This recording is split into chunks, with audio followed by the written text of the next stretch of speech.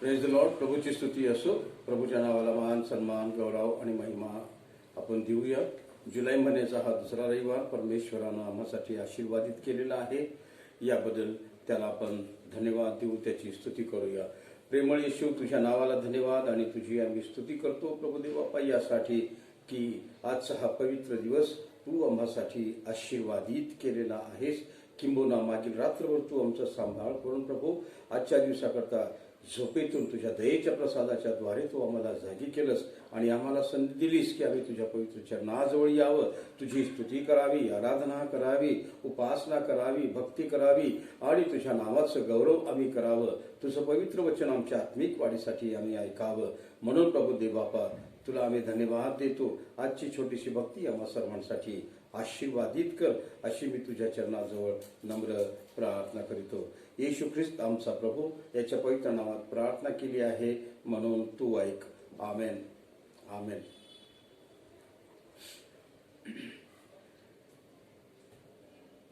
येणार येणार येशू न्याय कराया येणार येणार येणार येशू न्याय कराया येणार. मानवास नच कळणार मानवास नच कळणार हो प्रभू येण्याचा वार हो येशू येण्याचा वार येणार येणार येशू न्याय कराया येणार येणार येणार येशू न्याय कराया येणार. न्याय कराया येणार येशू न्याय कराया येणार. प्रभू न्याय कराया येणार. न्याय कराया येणार येशू न्याय कराया येणार. प्रभू न्याय कराया येणार. येणार येणार येशू न्याय कराया येणार. येणार येणार येशू न्याय कराया येणार.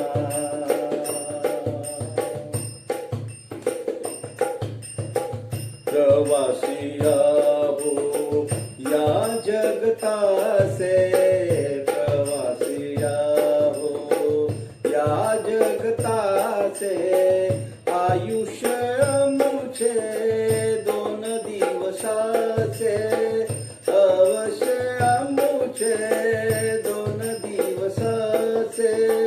प्रवासिया हो या जगतासे प्रवासिया हो या जगतासे आयुष्य मुझे 2 दिवसाचे आयुष्य मुझे 2 दिवसाचे. काळ बदलणार ख्रिस्तही येणार. काळ बदलणार ख्रिस्तही येणार.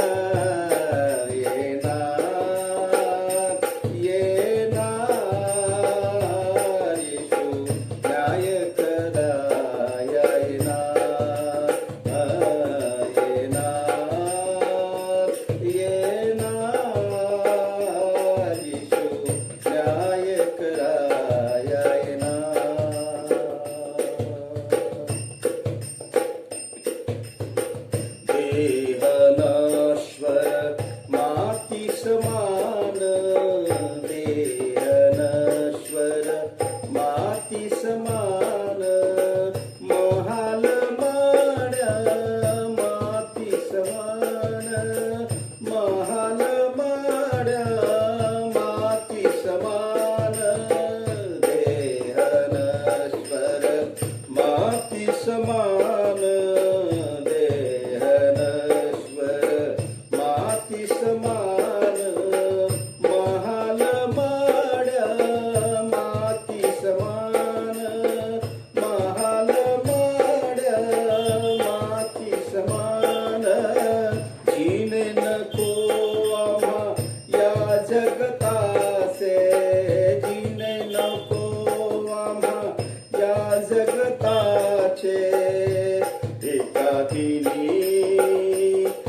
एका दिनी हो सर्वस्वी सोडणार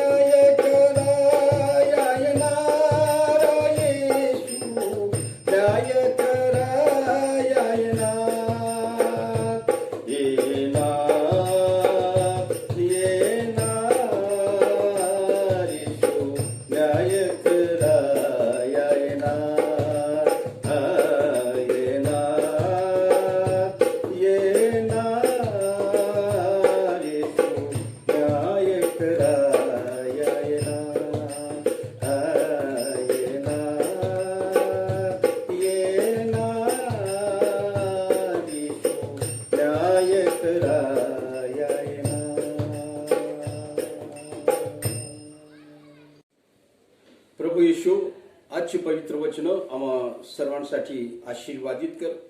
उपस्थितांना तू आशीर्वादित कर. तुझ्या चरणाजवळ प्रार्थना येशूच्या पवित्र नावात केली आहे म्हणून तू ऐक. आमेन. प्रियानो, मागील 2 रविवार आपण प्रकटीकरणाचं पुस्तक 22वा अध्याय आणि 7 ते 22 ही वचने आपण त्या ठिकाणी ऐकलेली आहेत आणि त्यामध्ये पश्चाताप देखील हा शब्द आलेला आहे. पश्चाताप आम्ही करावा असं योहान प्रकटीकरणाच्या पुस्तकामध्ये देखील आम्हाला सांगत आहे, किंबहुना येशू ख्रिस्ताने देखील आम्हाला सांगितलेलं आहे. त्याचबरोबर जुन्या करारामध्ये स्तोत्र 38 1 ते 22 ही वचनं आहेत आणि त्यावरती आपण थोडा वेळ चिंतन आणि मनन या ठिकाणी करीत असताना या स्तोत्राचा मुख्य अर्थ जो आहे, जो गाभा आहे की या ठिकाणी पश्चात्तप्त अंतःकरणाची प्रार्थना, पश्चात्तप्त अंतःकरणाची प्रार्थना आणि शासनकर्ता देव या 2 गोष्टी मुख्यत्वे करून या स्तोत्रामध्ये 1 ते 22 या वचनामध्ये त्या ठिकाणी आम्हाला ऐकायला मिळतात. प्रभू आमचा येणार आहे, आमचा न्याय करावयास येणार आहे आणि म्हणून आम्हाला या ठिकाणी प्रभूला सामोरे जाण्यासाठी पश्चात्तप्त अंतःकरणाने आम्हाला प्रभू येशू ख्रिस्ताच्या समोर यावयाची गरज आहे आणि आमच्या अंतःकरणाची शुद्धता, आमच्या अंतःकरणाची स्वच्छता या ठिकाणी अत्यंत महत्वाची आहे. प्रकटीकरणामध्ये आपण पाहिलेलं आहे. तेव्हाच कुठे आम्हाला त्या नगरीमध्ये प्रवेश मिळणार आहे, अन्यथा मिळणार नाही. आणि म्हणून या स्तोत्रावर आपण थोडं चिंतन मनन करीत असताना स्तोत्रकर्ता त्याच्या परीक्षा कसोटी याकडे देवाचं शासन या दृष्टीने पाहतो, कारण शासन करणारा देव आहे. आणि म्हणून आमच्या जीवनामध्ये ज्या वेळेस आम्ही देवापासून दूर जातो, आम्ही बहकतो, आमच्या हातून देवाला न आवडणाऱ्या गोष्टी होतात, आमच्या हातून पाप होतात, त्यावेळेस आमची कसोटी घेण्यासाठी, आमची परीक्षा घेण्यासाठी नानाविध प्रकारे देव आमच्या जीवनामध्ये संकट आणतो. आणि या संकटा काळामध्ये किंवा या परीक्षा काळ ही एक कसोटी आहे. आणि म्हणून या दृष्टीने अशा प्रकारे आम्ही आमच्या या काळामध्ये देव आम्हाला शासन करतो आणि त्याच दृष्टीने स्तोत्र करता या ठिकाणी पाहत आहे.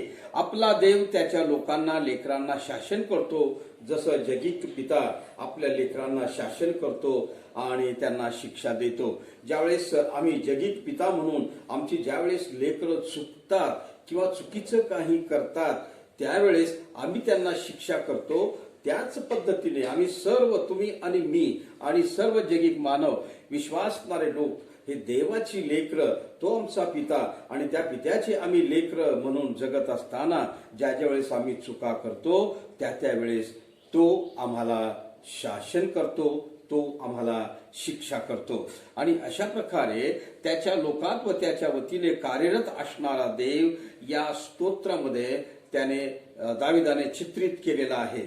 त्याच्या लोकांमध्ये म्हणजे विश्वासणाऱ्या लोकांच्या मध्ये आणि त्याच्या वतीने कार्यरत असणारा देव या ठिकाणी या स्तोत्रामध्ये चित्रित केलेला आहे. आणि त्याच देवाला शासन करता देव असं स्तोत्र करता या ठिकाणी आम्हाला सांगत आहे. आणि अशा प्रकारे स्तोत्र करता किंवा दावीद आपल्या स्वतःच्या अनुभवातून अनुभवातून सांगतो की स्वतःच्या अनुभवातून तो सांगत आहे की शासन करणे हे देवाच्या अनेक कृतीपैकी एक कृती आहे. देवाच्या अनेक कृती आहेत, त्याच्यापैकी शासन ही एक त्याची कृती आहे.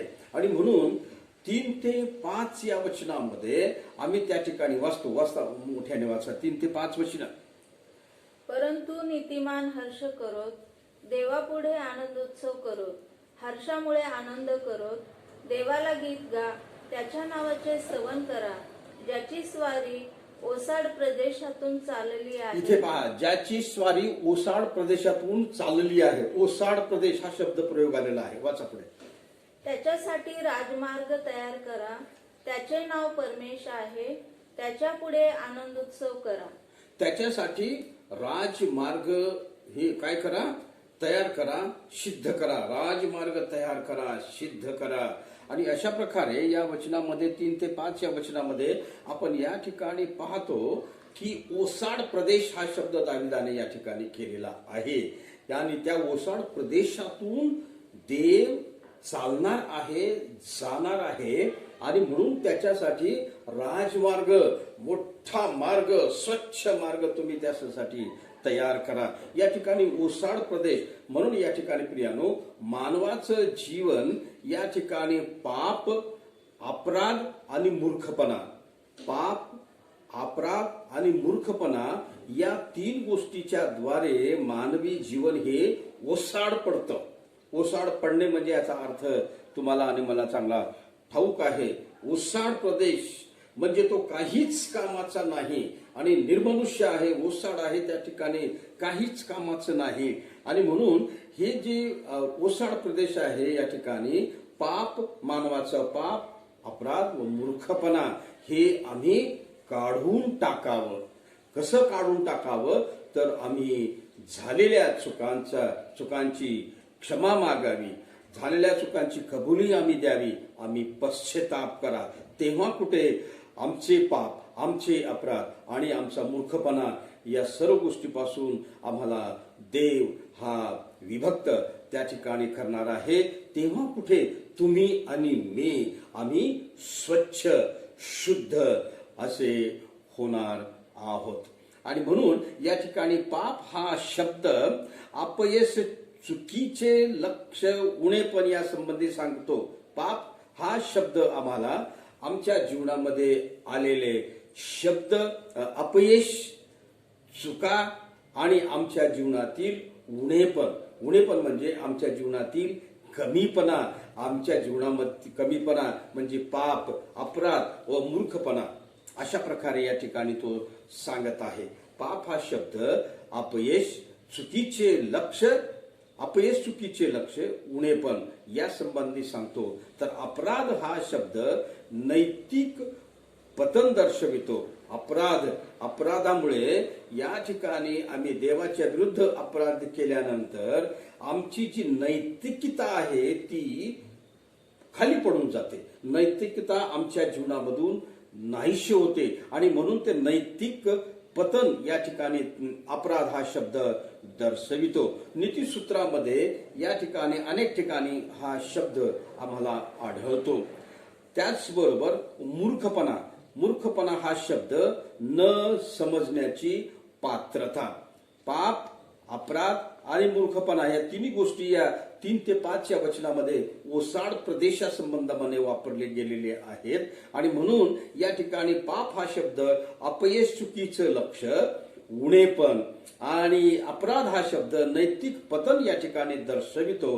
तर मूर्खपणा हा शब्द न समजण्याची पात्रता या ठिकाणी आम्हाला त्या ठिकाणी दिसून येते. न समजण्याची पात्रता हवेच्या संदर्भामध्ये एदेन गार्डनमध्ये ज्यावेळेस सैतान सर्पाच्या रूपाने तिच्यावरती भुरळ घालीत होता त्यावेळेस तिच्यामध्ये न समजण्याची पात्रता नव्हती आणि म्हणून त्यामुळं ती सैतानाच्या मोहाला बळी पडलेली आहे. हा मूर्खपणा या ठिकाणी आम्हाला पाहायला मिळतो. आणि पाप, अपराध आणि मूर्खपणा या तिन्ही गोष्टी या ठिकाणी घडून आलेल्या आहेत.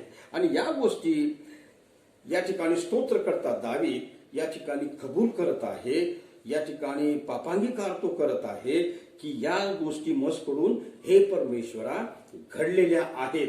मी माझ्या हातून पाप झालेला आहे, मी पाप केलेला आहे कारण मी मूर्ख होतो. मला समजण्याची माझ्यामध्ये पात्रता नव्हती आणि म्हणून ह्या गोष्टी माझ्या हातून घडलेल्या आहेत. आणि म्हणून स्तोत्रकर्ता दावीद या ठिकाणी सांगतो, 18 वचन वाचा. 18 वचन फक्त तू उच्च स्थानी आरोहण केले आहे, तू पाडाव केलेल्यास कैद करून नेले आहे. मनुष्यामध्ये बंडखोरामध्येही तुला नजराने मिळाले आहेत, ह्यासाठी की हे परमेशा देवा तू तेथे वास करावा. परत एकदा वाचा. तू उच्च स्थानी आरोहण केले आहे, तू पाडाव केलेल्यास कैद करून नेले आहे. तू पाडाव केलेल्यास कैद करून नेलेले आहे म्हणजे या ठिकाणी पश्चाताप केलेल्यांची तू क्षमा केलेली आहेस. मनुष्यामध्ये बंडखोरामध्येही तुला नजराने मिळाले आहे, ह्यासाठी की हे परमेशा देवा तू तेथे वास करावा. पाडाव केलेला आहे म्हणजे या ठिकाणी पश्चाताप. म्हणून पहिली गोष्ट या स्तोत्रामध्ये, या वचनामध्ये स्तोत्रकर्ता या ठिकाणी सांगत आहे की आमच्या हातून, आमच्या मूर्खपणामुळे आम्ही पाप केलेला आहे, तर त्या पापाचा पश्चाताप आम्ही या ठिकाणी करावा असं स्तोत्रकर्ता या ठिकाणी सांगत आहे. कोणीही मी आपला दोष पदरी घेतो असं या ठिकाणी स्तोत्रकर्ता या वचनामध्ये म्हणत आहे. कोणीही आपला दोष सहसा पदरी घेत नाही, परंतु स्तोत्रकर्ता दावीद या ठिकाणी स्तोत्र 51 मध्ये देखील सुंदर स्तोत्र, पश्चातापाचं स्तोत्र आहे की तो सगळी पापे तो आपल्या स्वीकारतो. माझ्या हातून चूक झालेली आहे असं म्हणून या ठिकाणी तो सांगत आहे. आणि म्हणून पहिली गोष्ट आपण या ठिकाणी पाहत आहोत की पश्चाताप, मी आपला दोष पदरी घेतो. पण इथे स्तोत्र करता खऱ्या पश्चातप्त अंतःकरणात तो त्याचे पाप कबूल करत आहे. या 38व्या स्तोत्रामध्ये 18व्या वचनामध्ये जर आम्ही त्या ठिकाणी पाहतो तर पश्चातप्त अंतःकरणात त्याचे पाप तो कबूल करतो आणि खरंच या ठिकाणी माझं चुकलं त्याची जाणीव त्याला या ठिकाणी झालेली आहे. प्रियानो, आपल्या पापाची, आपल्या अपराधाची आणि आपल्या मूर्खपणाची जाणीव होणे म्हणजे तोच पश्चाताप आहे. आणि म्हणून आम्ही पश्चाताप करावा. आमच्या चुकाबद्दल, आमच्या पापाबद्दल, आपल्या अपराधाबद्दल, आपल्या मूर्खपणाबद्दल आम्ही पश्चाताप करावा. दुसरी गोष्ट या ठिकाणी आम्ही पाहतो की कन्फेशन, कबुली. 38 आणि 18 ब याच वचनामध्ये ब भागामध्ये कबुली आहे. कन्फेशन आहे की माझ्यामुळे, माझ्या पापामुळे मी खिन्न आहे, स्तोत्रकर्ता असं सांगत आहे. माझ्या पापामुळे मी खिन्न आहे, डिप्रेस्ड आहे, दुःखी आहे. आणि या ठिकाणी तो आपल्या पापाची जबाबदारी तो स्वीकारत आहे आणि म्हणत आहे मी दोषी आहे. पश्चातापी अंतःकरणाने या ठिकाणी तो कबुली देत आहे, मी दोषी आहे. आणि तो कोणतीही बतावणी किंवा कोणतेही सबब या ठिकाणी तो पुढे करत नाही, तर खरी कबुली या ठिकाणी स्तोत्रकर्ता दावीद या ठिकाणी तो बोलत आहे. जसं या ठिकाणी उधळ्या पुत्र म्हणाला की मी तर उठून आपल्या बापाकडे जाईन आणि त्याला म्हणेन की हे बापा, हे पित्या, मी स्वर्गाविरुद्ध व तुझ्या विरुद्ध पाप केला आहे. This is what we call confession. कबुली या ठिकाणी उधळ्या पुत्र देत आहे. तो कुठल्याही प्रकारची बतावणी या ठिकाणी करत नाही, कुठल्याही प्रकारची सबब पुढे करत नाही, तर खरी कबुली आपला पश्चाताप या ठिकाणी तो करत आहे. केवळ भावनेपुरता मर्यादित न ठेवता, भावना मनामध्ये उचंबळून आलेली आहे आणि म्हणून ती मर्यादित न ठेवता त्या पलीकडे इच्छा क्षेत्रामध्ये त्याने जाऊन या ठिकाणी कन्फेशन केलेलं आहे, कबुली केलेली आहे. आपल्या पापाची कबुली, आपल्या अपराधाची कबुली, आपल्या मूर्खपणाची कबुली, पश्चातापाच्या द्वारे त्याने ती कबुली या ठिकाणी केलेली आहे. आणि म्हणून त्यामुळेच स्तोत्रकर्ता माझा दोष, माझे पाप असे या ठिकाणी तो म्हणतो. माझा दोष आणि माझे पाप. इतरांच्या बाबतीत म्हणणे हे सोपं आहे, परंतु माझे पाप आणि माझा दोष म्हणणं हे फार कठीण आहे. एका अभंगामध्ये म्हटलेलं आहे, सर्व पापे पदरी घेतो, दान क्षमेचे मागवतो. सर्व पापे, माझ्या हातून घडलेल्या चुका, माझ्या हातून घडलेले पाप, माझ्या हातून घडलेला अपराध, हे सर्व पापे मी पदरात घेतो आणि दान क्षमेचे हे परमेश्वरा मी तुला मागतो.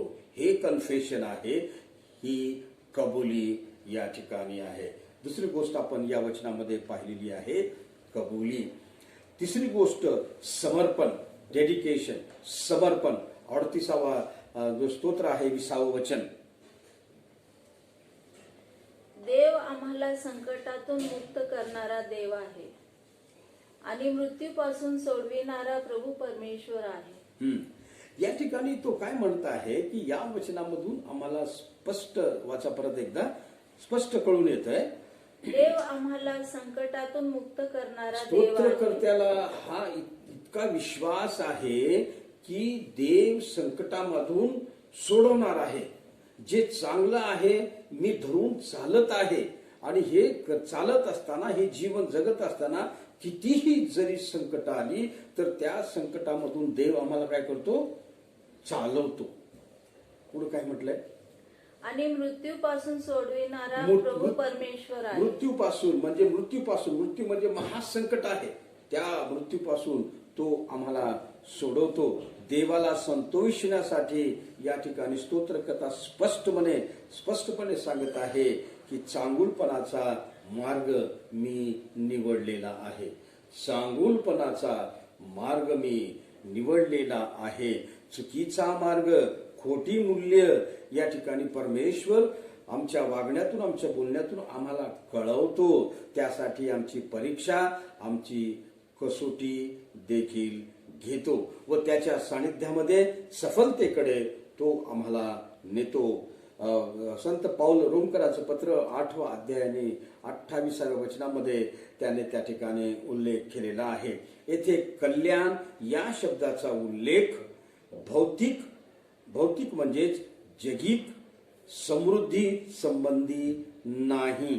कल्याण या ठिकाणी या शब्दाचा अर्थ किंवा कल्याण हा शब्द आम्ही जगिक किंवा भौतिक या समृद्धी बद्दल, या भरभराटी बद्दल, जगाशी कुठल्याही सुखा संदर्भामध्ये आम्ही जोडता कामा नये.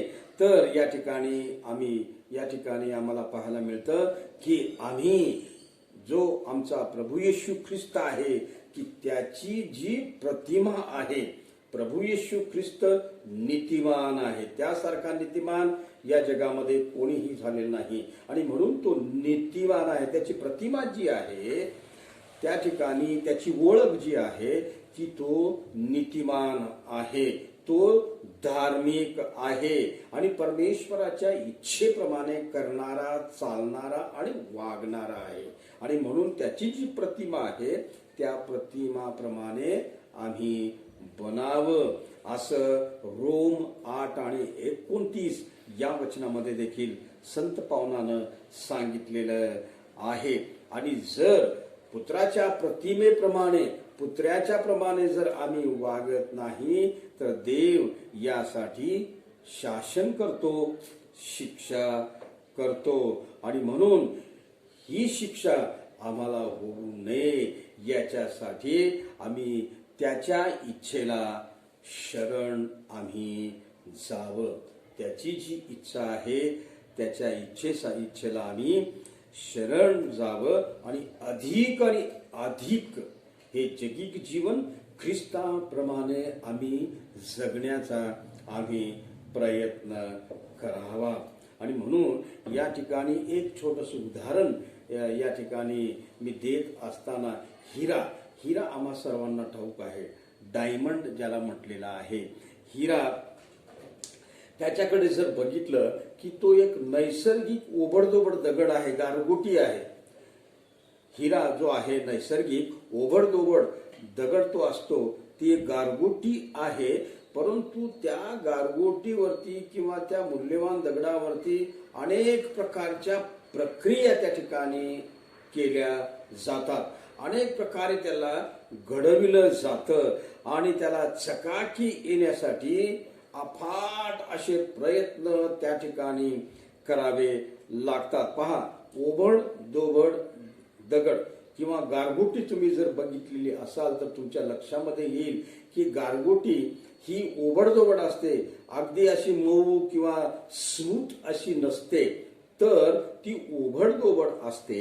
आणि त्यातून हिरा निर्माण करण्यासाठी अनेक प्रकारच्या प्रक्रिया त्या ठिकाणी कराव्या लागतात. त्याला चकाकी येण्यासाठी त्या ठिकाणी परिश्रम, अति कष्ट त्या ठिकाणी करावे लागतात. आणि त्याचं खरं तेज दिसण्यासाठी किंवा त्याचं खरं तेज दिसेपर्यंत ज्या वेळेस त्याच्यावरती प्रक्रिया केली जाते आणि त्यापासून जी धूळ खाली पडते, ती धूळच त्याला पुन्हा पुन्हा घासली जाते. पहा, त्याच्यापासूनच खाली पडलेली धूळ ती सारखं सारखं त्या धुळीच्या द्वारे तो दगड त्याला चकाकी येण्यासाठी पुसला जातो आणि त्याच दगडाची धूळ हिरा होण्यासाठी त्या ठिकाणी वापरली जाते. आणि आम्ही त्या ठिकाणी पाहतो की देवही या प्रकारे आम्हाला शासन करून त्याच्या लेकरांचे तेज उघड करतो. लक्ष द्या प्रियानो, या ठिकाणी जो ओबडधोबड दगड आहे, जो ओबडधोबड गारगुटी आहे आणि आम्ही त्याच्यावर प्रक्रिया या ठिकाणी केली जाते आणि त्यातून निघणारी धूळ परत ती उचलून त्याच्यावरती ती घासली जाते, जोपर्यंत त्या हिऱ्याला तेज येणार नाही. अशाच प्रकारे देव जे तुमचं आणि माझं जीवन पाप, अपराध आणि मूर्खपणामुळे ओबडधोबड झालेलं आहे, अशा या जीवनाला प्रभू येशू ख्रिस्त शासन करतो. प्रभू येशू ख्रिस्त शिक्षा करतो आणि खरं जे आमचं रूप आहे, खरं जे आमच्यामध्ये तेज आहे ते चकाकून बाहेर पडावं म्हणून या ठिकाणी देव आम्हाला शासन करतो, आमची कसोटी घेतो. आणि या ठिकाणी आम्ही पाहतो की परमेश्वराने आदामाला, परमेश्वरानं हवेला आपल्या प्रतिरूपाचा असं बनवलं. ते अतिशुद्ध, अति पवित्र, अति शुद्ध, अति पवित्र, अति स्वच्छ अशी ही उभयता होते.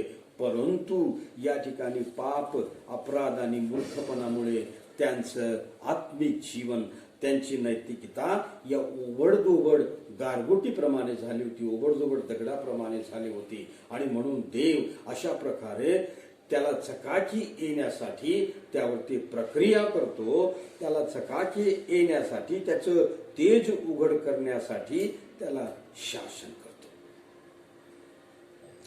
आम्ही या ठिकाणी पाहतो पवित्र शास्त्रामध्ये अनेक उदाहरणं आहेत आणि अशा प्रकारे देवाने ज्यांना शिक्षा केली, ज्यांना शासन परमेश्वरानं केलं, त्यानंतर ते अतिशुद्ध पवित्र या ठिकाणी झालेले आहेत. आणि म्हणून या ठिकाणी प्रियानो, आमच्या जीवनामध्ये आम्ही हे जीवन जगत असताना आमच्या हातून पाप होतात, आमच्या हातून अपराध होतात आणि त्या ठिकाणी आम्ही आणि हे सर्व घडून येतं आमच्या मूर्खपणामुळे, न समजण्याची पात्रता आमच्या नसल्यामुळे या ठिकाणी हे सर्व काही घडून येतं. आणि म्हणून यासाठी आम्ही पहिली गोष्ट पश्चाताप करावा, दुसरी गोष्ट आम्ही कन्फेशन कबुली द्यावी आणि तिसरी गोष्ट स्वतःला आम्ही परमेश्वराच्या स्वाधीन करावं. एक गोष्ट सध्याच्या परिस्थितीमध्ये हीच लक्षात घ्यावायला आम्हाला पाहिजे आहे की आज संपूर्ण जगामध्ये पुन्हा पुन्हा माझ्या उपदेशामधून करोनाचा संदर्भ मी घेत आहे की या ठिकाणी संपूर्ण जगामध्ये करोनाने उपद्रव केलेला आहे. लाखो लोक बाधित झालेले आहेत, लाखो लोक मरत आहेत आणि अशा परिस्थितीमध्ये लोक प्रार्थना करत आहेत, परंतु अजूनही प्रार्थना आमची ऐकली गेलेली नाहीये. कारण आमचे पाप, आमचे अपराध आणि न समजण्याची पात्रता, परमेश्वराला न समजण्याची पात्रता म्हणजेच मूर्खपणा आमच्या जीवनामध्ये आलेला आहे. आणि या तिन्ही गोष्टीबद्दल जोपर्यंत आम्ही पश्चाताप करणार नाही, जोपर्यंत आम्ही कबुली देणार नाही, कन्फेशन करणार नाही, जोपर्यंत आम्ही परमेश्वराच्या अधीनाने स्वाधीन होणार नाही, समर्पित होणार नाही, तोपर्यंत प्रियानो मला नाही वाटत की या जगावर आलेलं संकट संपून जाईल.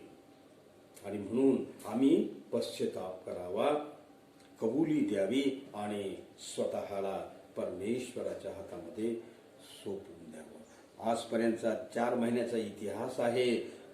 या ठिकाणी मानव अतोनात अहोरात्र या ठिकाणी प्रयत्न करत आहे की हा आजार किंवा हा रोग किंवा ही महामारी आमच्या जीवनातून निघून जावी, परंतु आतापर्यंत यश आलेलं नाही. परंतु हे महामारी दूर करण्याचं एकमेव सामर्थ्य हे परमेश्वराचं आहे. आणि म्हणून सर्व माणसांनी या ठिकाणी आपले पाप, आपला मूर्खपणा, आपला अपराध या ठिकाणी त्यावरती आम्ही विचार करून पश्चाताप करावा, कबुली करावी आणि देवाला समर्पित आम्ही व्हावं. निश्चित रूपाने देव आमची प्रार्थना ऐकल्याशिवाय राहत नाही. एक गोष्ट लक्षात घ्या प्रियानो, या ठिकाणी योना 3 दिवस आणि 3 रात्र मासेच्या पोटामध्ये समुद्राच्या तळाशी त्या ठिकाणी होता. आणि या ठिकाणी आम्ही पाहतो की त्याच्या हातून ते पाप झालेला आहे, त्याने अपराध केलेला आहे, त्याचा मूर्खपणा त्या ठिकाणी त्याला समजून आलेला आहे. त्यावेळेस त्याने पश्चाताप केला, त्यावेळेस त्याने कन्फेशन केलं, त्यावेळेस त्याने परमेश्वराला समर्पण केलं. आम्ही त्या दाखल्यामध्ये देखील वाचतो. आणि अशा प्रकारे तेव्हा कुठे त्याची प्रार्थना परमेश्वरानं ऐकली आणि तो मासा 3 दिवस 3 रात्रीच्या नंतर समुद्र सपाटीशी आला आणि त्याने योनाला ओकून टाकलं. परमेश्वराची ही इच्छा आहे. आमचे पाप, आमचे अपराध, आमचा मूर्खपणा याबद्दल आम्ही पश्चाताप करावा, आम्ही कबुली द्यावी, आम्ही परमेश्वराला शरण जावं, परमेश्वराची आम्ही कबुली करावी. ही वचनं आहेत. आणि म्हणून या ठिकाणी प्रभू करो आणि आजच्या वचनातून तुम्हाला आणि आम्हाला आशीर्वाद देव.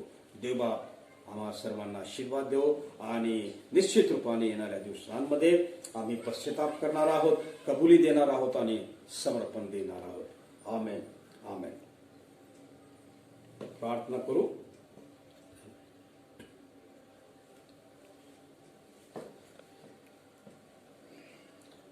आजच्या सुंदर वचनाबद्दल प्रभू आम्ही तुला धन्यवाद देतो आणि तुझी आम्ही स्तुती करतो यासाठी की प्रभू खरोखर आमची पाप, आमचे अपराध आणि आमचा मूर्खपणा तुला ठाऊक आहे.